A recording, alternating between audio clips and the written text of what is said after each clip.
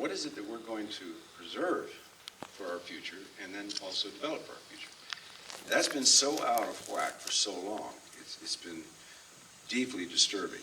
So tonight, it really does give me great pleasure to present this film that I think speaks so much to the man behind it. And he and I share that common interest, and he's committed, I'm committed.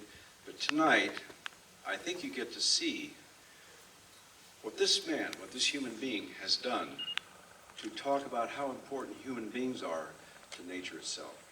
Having said that, I can't tell you the pleasure it gives me to introduce His Royal Highness Prince Charles.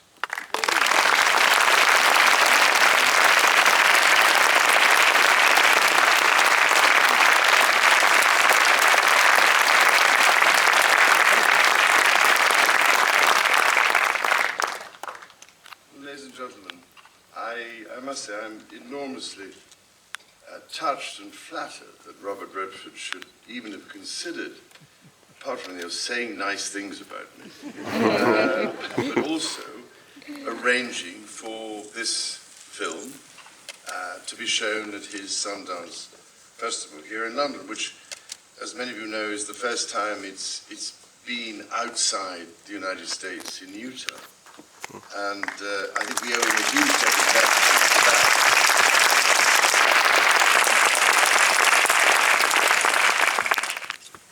Now, I don't know how many of you may realize, but this film that you're going to see, and I hope you'll stay awake through most of it, is not the first one I've been involved with, because I suppose it must be now 20 years ago or something, I hate to tell you, that I was involved in a film with the BBC called Earth in Balance, which was my attempt to try and alert people to the dangers that we were facing. And of course, you can imagine 20 years later, the dangers, the challenges are even more intense, and the urgency, I think, is even greater to try and do something about those challenges, if nothing else, for the sake of our children and grandchildren and all those who come after us. Interestingly, that film called Earth in Balance was followed shortly after by one of Al Gore's called Earth in the Balance. Subtle difference, if you think about it, between Earth in Balance and Earth in the Balance. So I was quite pleased to be able to pull his leg about that, because he and I were born at exactly the same time, exactly the same year, 1948. Very good vintage. So he has done a remarkable job, Al Gore, I think, in helping to alert people again to the real issues that need to be faced. But of course, as I've discovered over the years, there is an enormous attraction in sticking with business as usual, because we are happy with that, it's convenient. It doesn't mean we have to escape from our comfort zone. We become used to doing things in a particular way. We become used to exploiting the world's resources without thinking about our relationship with nature. We have lost, I think, contact with nature and with the fact, above all, that we are a part of nature. In fact, we are nature. Within ourselves, we are a microcosm of the whole of the macrocosm that functions in a remarkable and miraculous way and ensures that the seasons follow the seasons and there is a cyclical movement in everything. But somehow, over the last 250 years or so, we have decided that we can operate completely outside of the bounds that nature sets, without having to pay a penalty for that. And all I wanted to do with this film was to try and show people that perhaps there is another way of looking at things now, because we have carried on, I think, with a 19th century approach to the way we operate for too long. We are now discovering that actually there are some limits to our ambitions, and that we need to look again.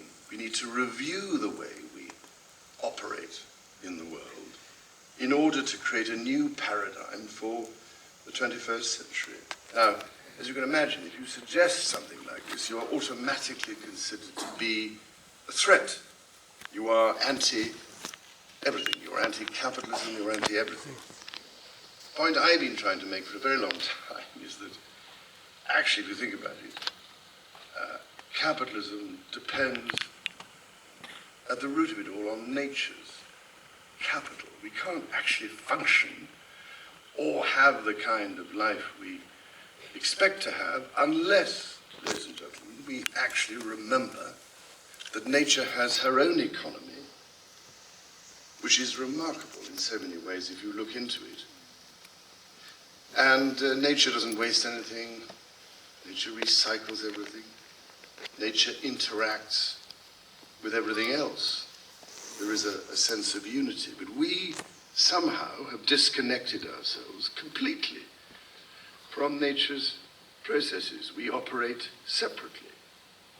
We have created a completely fragmented way of looking at the universe. And this has affected the way we build, the way we create our environments, the way we grow our food, the way we deal with the earth and with nature in every single way you can think of. We have become completely disconnected. How do you create the necessary reconnection? That's what I was trying to explore in this film and in the book of the same name, Harmony. And I chose the name Harmony because it comes from a Greek word, harmonia, which really means joined up. I feel in many ways we have become completely unjoined up. We have lost sight of the fact that we are part of a unified process. So in the course of the last 250 years, we have created a fragmented approach. We have created a mechanistic view of the world, which divides and breaks up everything into constituent parts. Very clever, very successful in many ways, and it's created a huge amount of benefits for mankind, clearly. But at the same time, unless we see the whole picture, unless we see that there is an essential unity behind all this, we are, it seems to me, heading down a very, very dangerous path. And one of the great problems, it seems to me, is that we've reached the stage where we tend to doubt the science behind all this. And the irony, if I may say so, behind all this, is that I've been accused for years of being anti-science, of being old-fashioned, out of date, irrelevant, all these things, because I've tried to say, hang on a minute, is it actually wise to throw away thousands of years of accumulated wisdom and knowledge and experience just because somehow we think we've become so powerful, so technologically sophisticated that we don't need any of these things anymore? It's all ridiculous superstition and nonsense. We don't need it. But as a result, all we've done, I think, is to deny that other part of ourselves. We have a rational part, we have an intuitive, an instinctive part. Now, why have we separated them? Why can't we see that actually the sensible way to operate is in balance, in harmony between the two, the intuitive and the rational? That way we might just remember that God has given us more than one sense, for about six. There's something called a sixth sense, I always thought, which should remind us occasionally that actually inside half the time there are, and I'm sure it's happening to most of you think sometimes in quiet moments, is this really a sensible way of operating? Is this really going to last forever? What about my children and grandchildren? What are they going to inherit? But you daren't say so, Can you dare say anything, can you? Do you, in case you might be considered anti-science, old-fashioned, out-of-date, irrelevant, all those things? Because very few people dare to put their head above the parapets and say, this is nonsense, this is not a sensible way of operating. Why don't we take a precautionary approach? And funnily enough, just this week, I heard that the Royal Society, of all bodies, after months of study, have finally confirmed many of the things I've been trying to say all these years, that actually we are over-consuming and we are overpopulating